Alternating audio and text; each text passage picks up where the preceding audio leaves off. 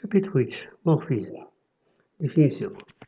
Soit E étoile et Ft deux ensembles linéaires de lois internes. F est une application de E vers F. F est un morphisme de E étoile vers Ft. Si on prend deux éléments de E, f de x étoile y égale f de x, t, f de y. N'oubliez pas de vous abonner, de faire des likes et partager avec vos amis. Et merci. Définition. Un morphisme s'appelle aussi un homomorphisme.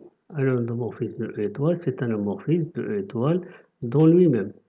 Un isomorphisme est un morphisme bijectif. Un automorphisme est un endomorphisme bijectif. Exemple, considérons l'application f définie de n vers n. Alors, f de n égale 10 à la puissance n. On a, quel que soit n appartient à n et m appartient à n au carré, f de n plus m est égal à 10 à la puissance n plus m est égal à 10 à la puissance n multiplié par 10 à la puissance m est égal à f de n multiplié par f de m. Donc f est un morphisme de n plus vers n multiplié. Considérons l'application g définie de z vers z par g de n est égal à n égale à 2n. Donc g de n plus m est égal à 2n plus m égale 2n, donc est égal à gn plus gm. Donc g est un endomorphisme de z plus vers z plus. Propriété, soit f un morphisme de E étoile vers f de t. F de E est une partie stable de f de t, de f unie de la loi t. Si la loi étoile est associative de E étoile, alors t est associative dans f de E. Si la loi étoile est commutative dans E étoile, alors t est commutative dans f de E, unie de la loi t. Si la loi étoile admet un élément neutre, E dans E étoile, alors la loi T admet un élément neutre, F de E, dans F de grand E, muni de la loi T. Si la loi étoile admet un élément neutre, E, et un élément X admet un symétrique X' dans E étoile, alors F de X admet un élément symétrique F de X' dans F de E, muni de la loi T. Propriété, si f est un isomorphisme de E étoile vers f de t. Alors f transfère les propriétés de la loi étoile dans E étoile vers la loi t de f muni de la loi t. On dit que E muni de la loi étoile et f muni de la loi t ont la même structure. Exercice, on considère l'ensemble E, c'est la matrice composée de deux nombres x, y. X, y, moins y, x plus y, avec x, y appartient à R2. Et Z0 est égal à A plus IB, où A appartient à R et B appartient à R étoile. On considère l'application F de E vers C, vers l'ensemble des nombres complexes définis par F de M est égal à X plus Y Z0. On trouve que F est un isomorphisme de E plus vers C+. Déterminer le nombre complexe Z0 pour que F soit un morphisme de E multiplié de multiplicatif vers C menu de la manière multiplicative. N'oubliez pas de vous abonner, de faire des likes et partager avec vos amis. Et merci beaucoup. Donc, vérifiez d'abord que la loi d'addition est interne dans E. Donc, m de xy plus m' de x' y'. Donc, on a ici.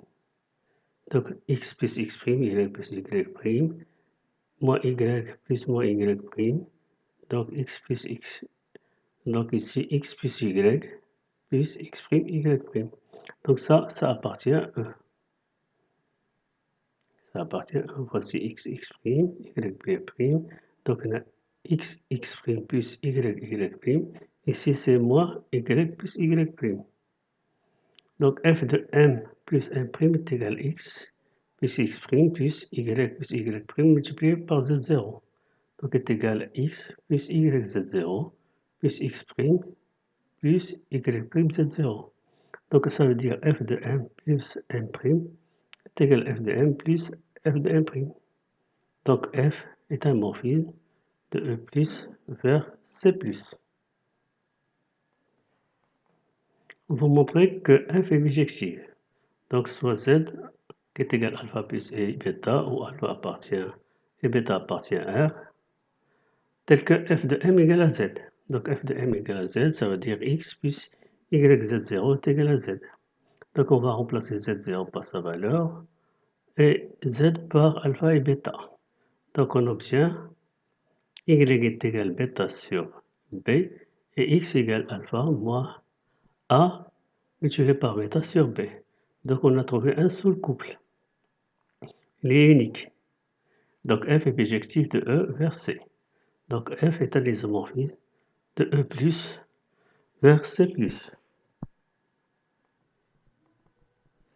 D'abord, on va montrer que la multiplication est interne dans E. Donc on va multiplier mxy par m'x', y'. Donc on multiplie les lignes par les colonnes. Ça donne xx' moins y'. Donc ligne par les colonnes, ça donne y' plus yx' plus yx'. Ici, aussi les lignes par les colonnes. Donc moins yx' moins y'x moins y'. Donc ici les lignes par les colonnes.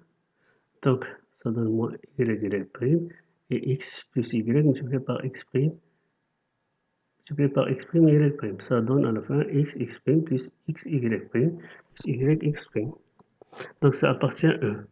Parce que ici on a ici, ceci ça reste la même, ici ça reste la même. Ici c'est l'opposé de celle-ci. Et ceci c'est l'addition du premier terme et du deuxième terme. Donc ça appartient à E.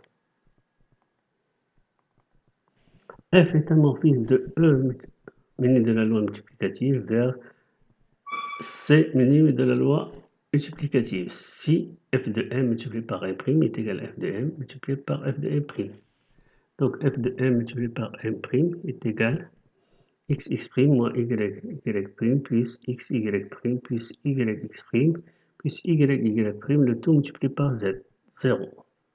F de m multiplié par f de m', donc est égal à ceci. On va multiplier x plus y0 multiplié par x' plus y' z0. Donc ça donne ceci. Donc ici, la première égalité est égale à la deuxième égalité. On simplifie. Donc on va trouver à la fin y' multiplié par z0 au carré moins z0 plus 1 égale à 0. y', ce sont des nombres quelconques de R.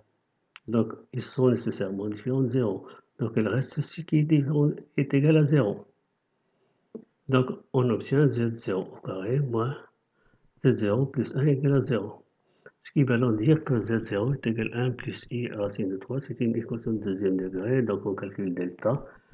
Donc on trouve les solutions. Donc 1 plus i racine de 3 sur 2, où z0 est égal à 1 moins i racine de 3 sur 2. Donc si z0 est égal à ce nombre-là ou à ce nombre-là, donc f est un morphisme de E multiplié par vers C multiplié.